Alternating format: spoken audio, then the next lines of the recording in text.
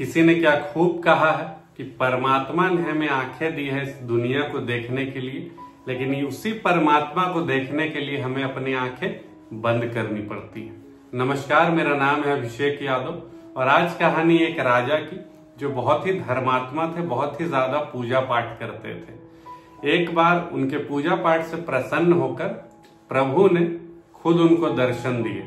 यह देखकर राजा बहुत प्रसन्न हुए और प्रभु ने कहा कि मांगो, तुम क्या मांगते हो, मैं तुम्हारी पूजा पाठ से बहुत ज्यादा प्रसन्न हूँ। राजा ने कहा कि जैसे आपने मुझे दर्शन दिए है वैसे ही मैं चाहता हूँ कि आप मेरी प्रजा को भी दर्शन दे। प्रभु ने पहले तो संकोच किया, लेकिन राजा के बहुत मिन्नतों के बाद, बहुत रिक्वेस्ट करने के बाद वे मान गए और उनसे कहा कि कल तुम्हारे महल के सामने जो पहाड़ है वहां पर मैं तुम्हारी सारी प्रजा को दर्शन दूंगा, तुम सभी को लेकर वहां आ जाना।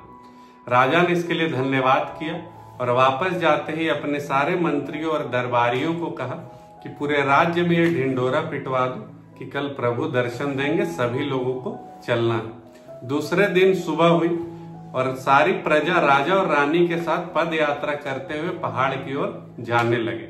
कुछ दूर चलते ही तांबे से भरा सिक्कों का, बर्तनों का पूरा ढेर लगा हुआ था। यह देखते ही आधी भीड़ यानी कि 50% भीड़ उन सिक्कों की ओर दौड़ पड़ी।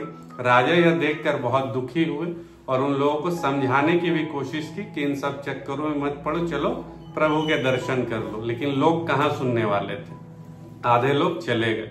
कुछ दूर और आगे बढ़े, वहां चांदी के सिक्कों का ढेर मिला। फिर वही स्थिति, जो आधे लोग बचे थे उसमें से भी आधे चले गए। फिर कुछ दूर बढ़े तो वहां सोने के सिक्कों का ढेर लगा हुआ था। अब जो बचे हुए लोग थे वे भी दौड़ पड़े और उन सोने के सिक्कों को अपनी झोलियों में भरकर वापस जाने लगे। अब सिर्फ राजा और रानी बचे और आगे बढ़ते ही उन्हें हीरो और मोतियों से भरा जखीरा मिला। अब रानी से भी रहा नहीं गया, वे भी दौड़ पड़ी और हीरो और जवाहरात बटोरने लगी। यह देखकर राजा बहुत ही दुखी हुए और जब वो पहाड़ के पास पहुंचे तो वहां पर प्रभु साक्षात खड़े हुए थे दर्शन देने के लिए। प्रभु ने राजा से पूछा कि कहाँ है तुम्हारी प्रजा और तुम्हारे प्रियजन जिन्हें तुम दर्शन करवाना चाहते थे। राजा की नजरें शर्म से झुक गई और वो माफी मांगने लगा कि प्रभु, मैं आपसे माफी मांगता हूँ कि मैंने आपको अनुरोध करके आज बुलाया लेकिन वे लोग यहाँ नहीं आए।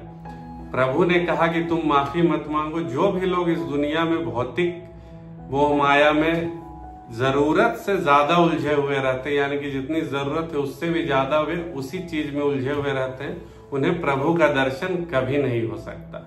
इसलिए जरूरत से ज्यादा अति का अंत होना निश्चित है। किसी भी भौतिक माया के लिए अति ना करें। हर हर महादेव।